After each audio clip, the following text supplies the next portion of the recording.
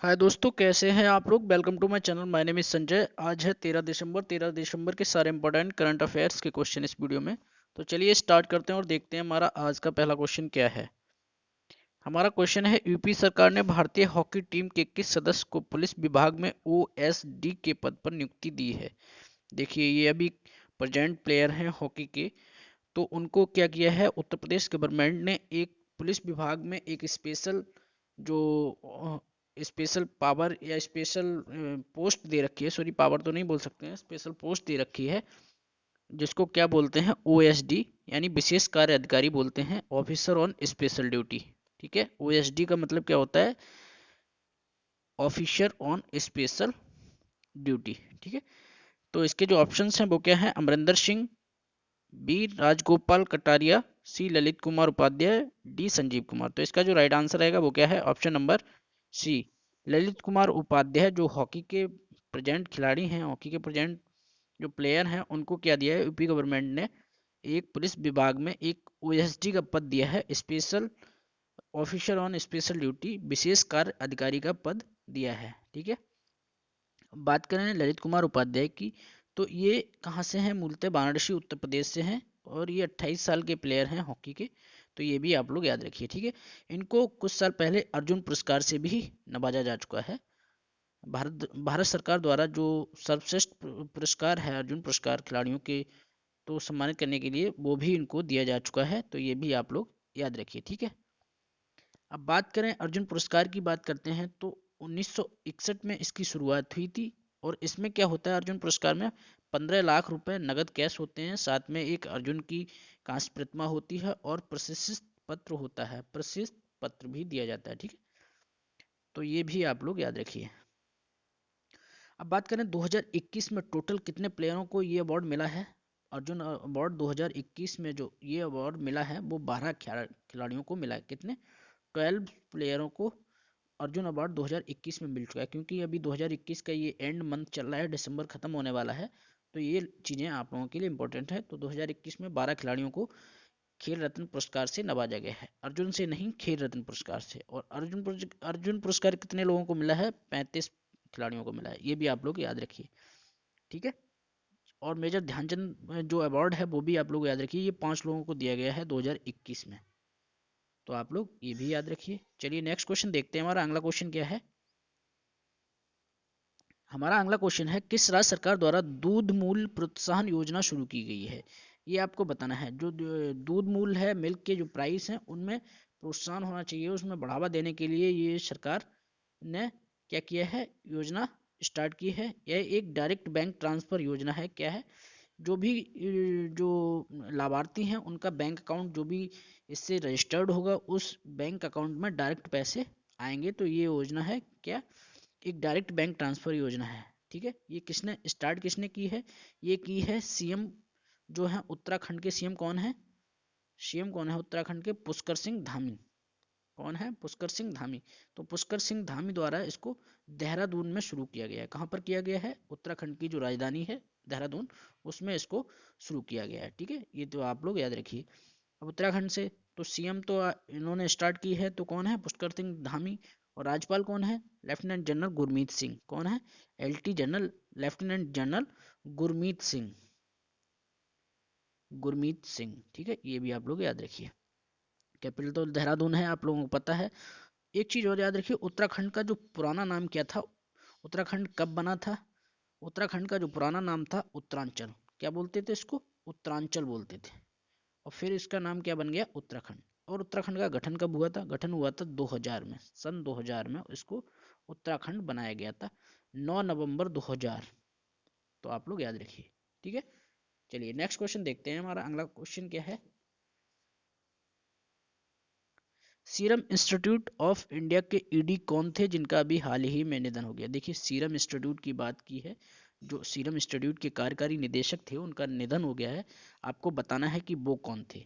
ठीक है, serum institute अपने इंडिया का बहुत ही बड़ा, ये बायोलॉजिकल जितनी भी ये रिसर्च होती हैं, जो भी चीज़ें नई नई बनती हैं, दवाइयाँ बनती हैं, बहुत बड़ा इंस्टीट्यूट है।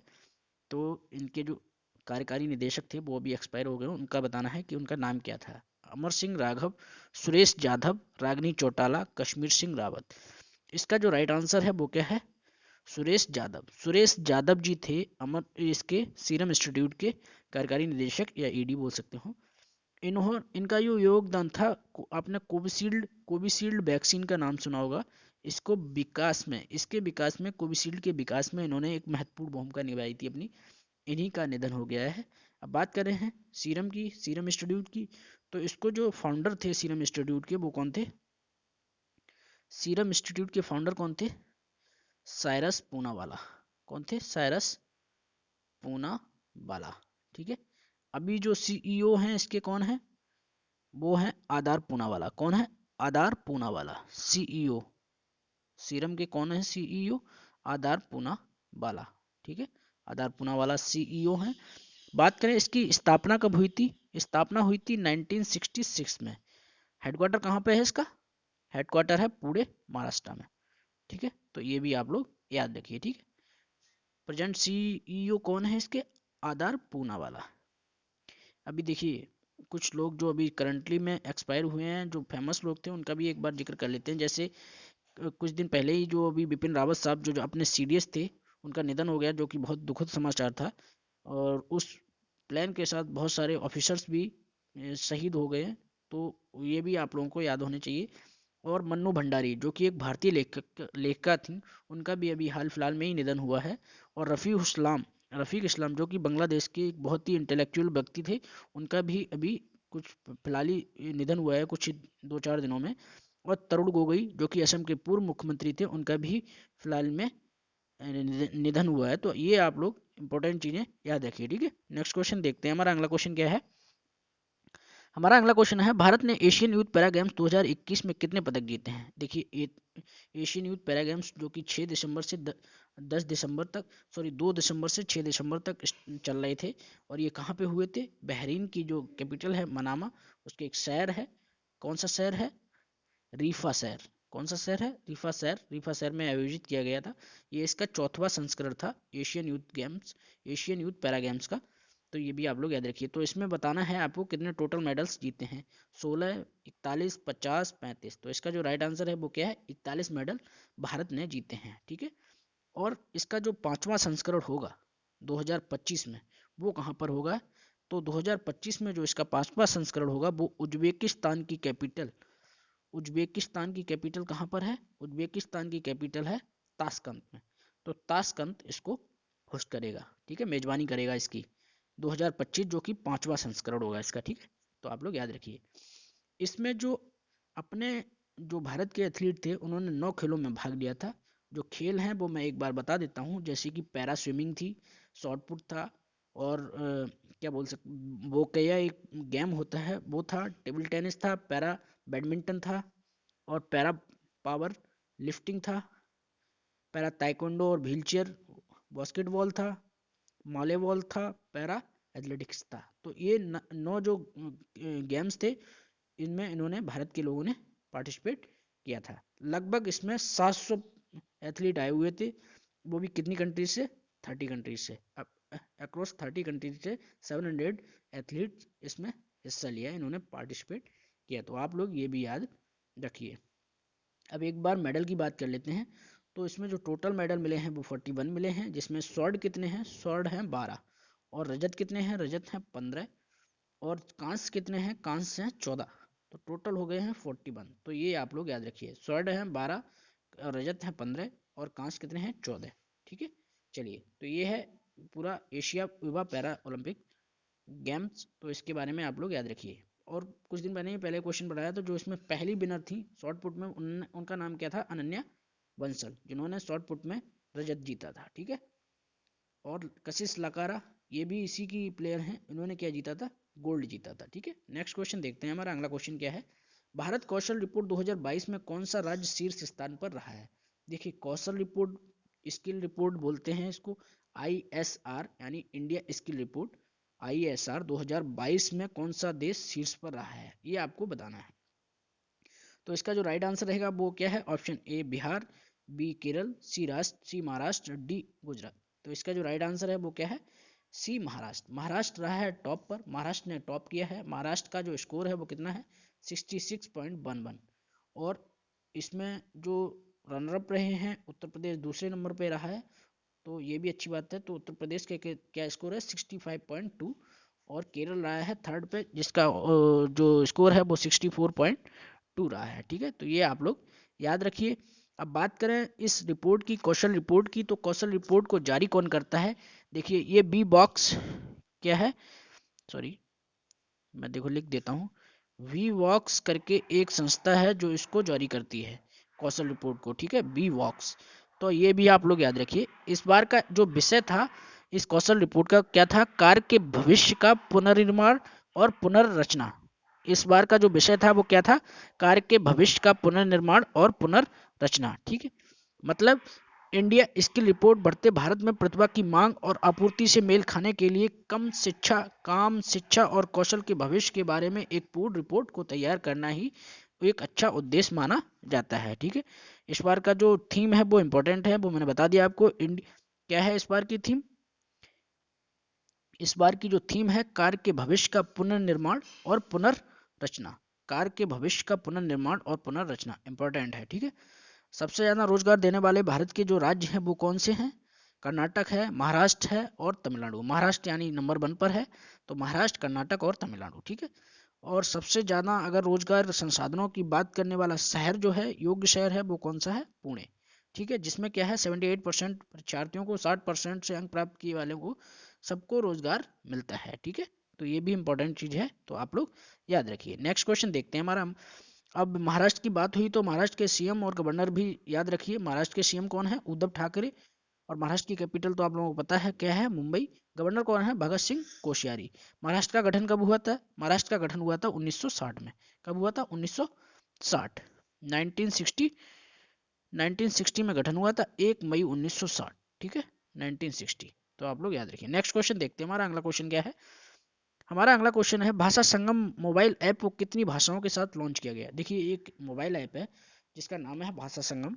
इसको कितनी भाषाओं में लॉन्च किया गया है? कितनी भाषाओं के साथ जो इसमें भाषाएं हैं वो कोई भी व्यक्ति इस ऐप से सीख सकता है। तो ऑप्शन है 23, 25, 22 या 24। तो इसके जो राइट आंसर है वो क्या है? 22 भाषा। यानी अपने जो इंडिया में 22 भाषाएं बोली जाती हैं उन सभी भाषाओं का एक संग्रह है जिसको बोला गया है भाषा संगम। ठीक है, इस ऐप के जरिए कोई भी अलग अलग स्टेट का बंदा अगर दूसरी भाषाओं को सीखना चाहता है तो वो इस ऐप की मदद से सीख सकता है। तो ये भी आप लोग याद रखिए। ठीक है, इसको लॉन्च किया है अपने केंद्रीय शिक्षा मंत्री जो डॉक्टर सुभाष जी हैं, उन्होंने किया है। और क्यों किया है? इसका उद्देश्य क्या है? भारत भर के लोगों को भारत के विभिन्न राज्यों की विभिन्न भाषाओं को सीखने और उनकी संस्कृति के करीब आने में सक्षम बनाकर एक भारत श्रेष्ठ भारत की भावना को बढ़ावा देना है। क्या है? अलग अलग स्थानों से जो भी लोग आते हैं उन सबको सीखना है और अपने भारत को मजबूत बनाना है। एक भारत और श्रेष्ठ भारत की भावना को बढ़ावा देने के लिए ही इसका ये ऐप को लॉन्च किया गया है। ठीक है, तो आप लोग अगर सीखना चाहते हो तो सीख सकते हो। इस ऐप को डाउनलोड करके प्ले स्टोर पे ये ऐप अवेलेबल है। नेक्स्ट क्वेश्चन देखते हैं, हमारा अगला क्वेश्चन क्या है? विश्व शतरंज दिवस, विश्व शतरंज चैंपियनशिप 2021 किसने अपने नाम किया? देखिए 2021 के जो ग्रैंड मास्टर बने हैं शतरंज में वो कौन बन गए हैं? आपके ऑप्शन है Levon Aronian, Magnus Carlsen, Kumar Anand, Vishnu Kumar Chetan. तो इसका जो राइट आंसर है वो क्या है? Option number B, Magnus Carlsen. देखिए मैग्नस कार्लसन जो इस बार चैंपियन बने हैं तो ये इनका लगातार 5वीं बार चैंपियन बनना है। ये 5वीं बार विश्व खिताब इनके नाम हुआ है शतरंज का। ठीक है, तो आप लोग याद रखिए ये नॉर्वे के रहने वाले हैं। ये कहाँ के हैं? नॉर्वे के, नॉर्वे कंट्री है उसके रहने वाले प्लेयर हैं मैग्नस कार्लसन। अब बात करें ICF इंटरनेशनल चेस फेडरेशन की, तो ये स्विट्जरलैंड में स्थित एक अंतर्राष्ट्रीय संगठन है जो क्या करता है? दुनिया भर के विभिन्न राष्ट्रीय शतरंज संघों को जोड़ता है। क्या है? जो ICF है, ICF इंटरनेशनल चेस फेडरेशन, ये एक स्विट्जरलैंड स्थित एक अंतर्राष्ट्रीय संगठन है जो क्या करता है? दुनिया भर के विभिन्न राष्ट्रीय शतरंज संघों को क्या करता है? आपस में जोड़ता है। इसकी जो स्थापना हुई थी वो कब हुई थी? 20 जुलाई 1924। आईसीएफ की स्थापना कब हुई थी? 20 जुलाई 1924। तो ये भी आप लोग याद रखिए। मुख्यालय कहाँ है इसका? मुख्यालय मैंने बताया स्विट्जरलैंड में स्थित है। तो इस जगह का नाम है स्विट्जरलैंड में लोसने। किस जगह पे है ये? स्विट्जरलैंड में लोसने। ठीक है, चलिए नेक्स्ट क्वेश्चन देखते हैं। हमारा अगला क्वेश्चन क्या है? हमारा अगला क्वेश्चन है 2027 तक किस देश ने धूम्रपान मुक्त देश बनने की घोषणा की है। देखिए एक देश है जिसने अपने आप को क्या किया, एक लक्ष्य दिया है 2027 तक वो जितना भी स्मोकिंग, तो नो टोबैको नो स्मोकिंग, क्या ये वादा किया है उसने कि 2027 को अपना पूरा देश को वो क्या कर देगा, धूम्रपान मुक्त कर देगा। ठीक है, ये किसने किया है? आपके ऑप्शंस हैं भारत, न्यूजीलैंड, जर्मनी, पाकिस्तान।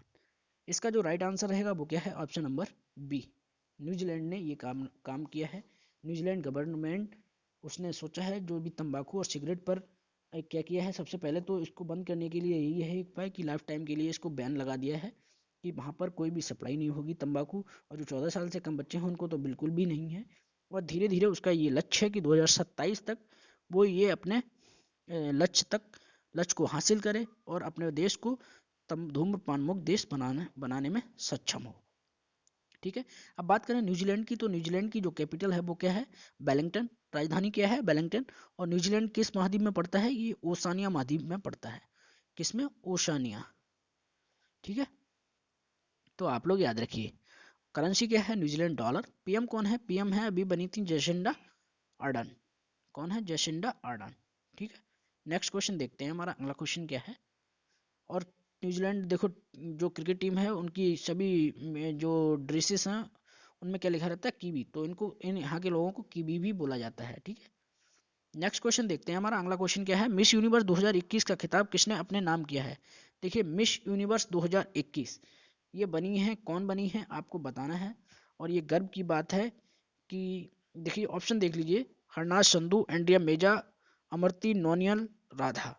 तो इसका जो राइट आंसर है वो क्या है? हरनाज संधू। हरनाज संधू बन गई हैं मिस यूनिवर्स 2021। इन्होंने अपने नाम किया है ये क्राउन मिस यूनिवर्स का। और ये भारत के लिए बहुत बड़ी गर्व की बात है क्योंकि ये भारतीय हैं। और ये जो क्राउन है ये भारत में 21 साल बाद आया है। कब? 21 साल बाद। यानी इससे पहले 2000 में लारा दत्ता ने इसको जीता था। कब जीता था? लारा दत्ता ने अपने नाम किया था सन 2000 में। उसके बाद 2021 में बनी है हरनाज संधू, मिस यूनिवर्स 2021 बन गई हैं। ये 21 साल की हैं और ये पंजाब से हैं। तो जो 70वां ये मिस यूनिवर्स हुआ है ये कहाँ पर हुआ है? इसका आयोजन कहाँ पे हुआ है? इसका आयोजन जो चल रहा था वो कहाँ चल रहा था? इलियट, इजराइल में। ठीक है, तो ये भी आप लोग याद रखिए। अब बात करें जो 1994 में बनी थी, 1994 में बनी थी सुष्मिता सेन इसमें इंडिया की। और 2000 में कौन बना है? 2000 में बनी थी लारा दत्ता। और 2021 में बनी है ये कौन? हरनाज संधू। ठीक है, बात करें 2020 की, जो इन्होंने क्राउन पहनाया है वो कौन थी? एंड्रिया मेजा। एंड्रिया मेजा ने इनको क्या किया है? क्राउन दिया है 2021 का। तो ये रही थी पिछली बार की चैंपियन। ठीक है, और ये जो 2020 का जो इवेंट था वो कहाँ पर हुआ था? ये 2020 का हुआ था मैक्सिको। और वो उसकी भी क्या थी? लाइव स्ट्रीमिंग थी ग्लोबली। ठीक है, ये भी आप लोग याद रखिए। और बात करें 2020 की जो मिस यूनिवर्स, आपको पता ही चल गया होगा कौन है? एंड्रिया मेजा थी। और अब कौन बन गई हैं? अब बन गई हैं हरनाज संधू। ठीक है, तो ये भी आप लोग याद रखिए। करंटली ये कहाँ रहती हैं? करंटली ये न्यूयॉर्क में रहती हैं। और इतने ये सारे इवेंट जैसे भी होते हैं उनमें ये पार्टिसिपेट करती ही रहती हैं अप्रॉक्स। पहले 2017 में मिस चंडीगढ़ बनी थी हरनाज संधू। मिस चंडीगढ़ कब बनी थी? ये 2017 में। और miss max emerging star India कब बनी थी? 2018 में। और मिस फेमिना बनी थी, फेमिना मिस इंडिया बनी थी, ये फेमिना मिस इंडिया पंजाब बनी थी। फेमिना मिस इंडिया पंजाब बनी थी 2019 में। और 2019 में ही ये फेमिना मिस इंडिया में टोटल टॉप 12 में थी। तो ये भी आप लोग याद रखें, मतलब पहले से ही ये होनहार थी और उन्होंने अपने देश का नाम रोशन किया है। तो ये बहुत इंपॉर्टेंट बात है, पूरे देश के लिए गर्व की बात है मिस यूनिवर्स पे, हरनाज संधू पे। तो आप लोग याद रखिए। नेक्स्ट क्वेश्चन देखते हैं। हमारा अगला क्वेश्चन क्या है? हमारा अगला क्वेश्चन है, सरयू नहर राष्ट्रीय परियोजना का उद्घाटन भारत के किस राज्य में हुआ है? देखिए सॉरी, सरयू नहर परियोजना ये भी हाल ही में इसका उद्घाटन किया गया है। कब किया गया है? 11 दिसंबर को किया गया है। और ये किस राज्य में किया गया है ये आपको बताना है। उत्तर प्रदेश, महाराष्ट्र, राजस्थान, बिहार। तो इसका जो राइट आंसर रहेगा वो क्या है? Option number A, Uttar Pradesh के बलरामपुर जिले में इसका शुभारंभ किया गया है इस योजना का, तो ये आपको बताना है। ठीक है, उत्तर प्रदेश के बलरामपुर जिले में इसका शुभारंभ किया गया है, ये 11 दिसंबर को हुआ है। अब बात करें इसकी जो लागत है वो कितनी है, देखिए इसमें जो लागत लगी है वो 9,802 करोड़ रुपए की ये परियोजना है, जो कि यूपी की सबसे बड़ी परियोजना है। तो ये भी सबसे बड़ी नहर परियोजना है। ठीक है, तो राष्ट्रीय नहर परियोजना सबसे बड़ी है यूपी की, 9,800 करोड़। इसमें किन किन किसानों को लाभ मिलेगा, देखिए जो यूपी के ज़िले हैं, जैसे यूपी में महाराजगंज के और बस्ती के, गोंडा के, गोरखपुर और सिद्धार्थनगर, संत कबीर नगर, बलरामपुर, बलरामपुर तो है ही उसमें मैन ही है, और बहराइच। तो जितने भी आसपास के गोरखपुर के जो भी इलाके हैं, जो भी बोल सकते हैं क्या ज़िले हैं, उन सभी ज़िलों के लिए इसमें बहुत फायदा है। वहाँ के लोगों के किसानों को लगभग 20-25 लाख किसानों को इससे सीधा लाभ मिलेगा। और बात करें सिंचाई की, तो सिंचाई से भी इस नहर से बहुत लाभ मिलने वाला है। इसमें अप्रॉक्स 14.04 लाख हेक्टेयर भूमि जो इससे डायरेक्ट सिंचाई कर सकते हैं इस नहर के जरिए। ठीक है, और जो बाढ़ से संभावित क्षेत्र हैं उनके भी खतरे कम हो जाएंगे इस नहर के जरिए। तो ये बहुत बड़ी परियोजना है जो यूपी गवर्नमेंट को दी गई है। और इस जो ये राष्ट्रीय नहर परियोजना है, इसको 5 नदियों के साथ भी जोड़ा गया है। नदियां कौन सी हैं 5, ये भी याद रखिए, घाघरा है, राप्ती है, और बाणगंगा है, सरयू है, और रोहिणी है। तो ये 5 नदियां हैं, घाघरा, राप्ती, बाणगंगा, सरयू, रोहिणी। तो ये भी आप लोग याद रखिए। ठीक, इसकी जो टोटल लंबाई है वो कितनी है, टोटल लंबाई है 6,600 किलोमीटर टोटल लंबाई। तो काफ़ी लंबी नहर है, तो ये भी आप लोग याद रखिए। ठीक है, पॉइंट्स हैं जो आपको याद होने चाहिए। नेक्स्ट क्वेश्चन देखते हैं। अब बात करें यूपी को मिली है, तो यूपी के बारे में आपको पता होना चाहिए। यूपी के जो सीएम है वो कौन है, योगी आदित्यनाथ जी, और गवर्नर है आनंदीबेन पटेल, और यूपी की जो कैपिटल है वो क्या है, लखनऊ। ठीक है, यूपी से बहुत सारी चीज़ें, यूपी में दुधवा नेशनल पार्क है जो कि बहुत इंपॉर्टेंट है, राष्ट्रीय जो उद्यान है वो क्योंकि एग्जाम पॉइंट ऑफ व्यू से ये पूछ दिया जाता है नेशनल पार्क यूपी में कौन सा है, तो दुधवा नेशनल पार्क। ठीक है, हुनर हाट का आयोजन भी अभी यूपी में ही हुआ था। यूपी की वन डिस्ट्रिक्ट वन प्रोडक्ट की जो ब्रांड एम्बेसडर वो कौन है, वो है, कौन बनी है, ये मैंने बहुत बार बताया है और हर वीडियो में बता देता हूँ। यूपी की जो कंगना रनौत, कौन बनी है, कंगना रनौत। ठीक है, नेक्स्ट क्वेश्चन देखते हैं, हमारा अगला क्वेश्चन क्या है। तो ये थे सारे इंपॉर्टेंट क्वेश्चन। आप लोगों को अच्छा लगे वीडियो तो अपने दोस्तों के साथ शेयर करें। चैनल पर नए